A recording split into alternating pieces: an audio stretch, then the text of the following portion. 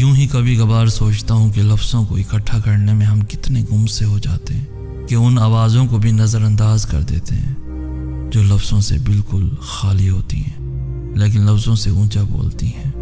उन्हें मुकम्मल या बामायनी बनाने के लिए लफ्ज़ों जैसे सहारों की ज़रूरत ही नहीं होती।